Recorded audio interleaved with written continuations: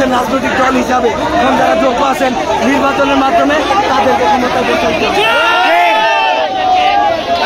গত 2 ঘন্টারও অধিক সময় ধরে রণক্ষেত্রে পরিণত হয়েছে ঢাকা কলেজ, নিউ মার্কেট এবং সায়েন্স ল্যাব এরিয়া। সড়কে কোনো প্রকার গণপরিবহন চলতে পারছে না। শিক্ষার্থীদের দখলে রয়েছে সড়ক, পাশাপাশি সেনাবাহিনী, পুলিশ রয়েছেন। কিছুক্ষণ পূর্বে মূলত শিক্ষার্থীদের নিয়ন্ত্রণ করার জন্য পুলিশ টিয়ার গ্যাস নিক্ষেপ করেছে, তবে এই মুহূর্তে শিক্ষার্থীরা আবার সড়কে চলে এসেছে। গত 2 ঘন্টারও অধিক সময় ধরে মূলত এই ধাওয়া পাল্টা দাওয়া চলছে। মূলত দুইটি কলেজের ভিতরে বা মধ্যে এই সংঘর্ষ প্রথম, তারপর পুলিশ এবং সেনাবাহিনী এসে নিয়ন্ত্রণের চেষ্টা করে।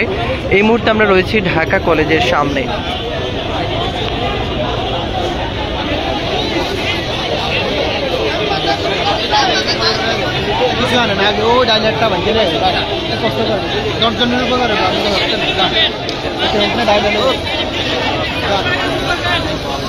এই মুহূর্তে ঢাকা কলেজের সামনে শত শত পুলিশ সদস্য রয়েছে, পাশাপাশি সেনা সদস্যরাও রয়েছেন। অনেকটাই মারমুখী অবস্থানে রয়েছে শিক্ষার্থীরা। পাশাপাশি মূলত এই দুইটি কলেজের সংঘর্ষকে ঘিরে ঢাকায় তীব্র যানজটে দেখা দিয়েছে। শাহবাগ, সায়েন্স ল্যাব, ধানমন্ডি কিংবা মোহাম্মদপুর এই এরিয়া জুড়ে তীব্র যানজট।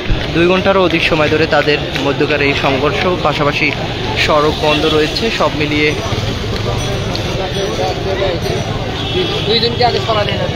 বলা যেতে পারে সাধারণ মানুষ কিংবা গণপরিবহন কারোরই চলাচলের কোনো অবস্থা নেই এই সড়ক জুড়ে। এই মুহূর্তে ঢাকা কলেজের সামনে ঢাকা কলেজের শিক্ষার্থীরা অবস্থান নিয়েছেন, পাশাপাশি রয়েছেন পুলিশ সদস্যরা।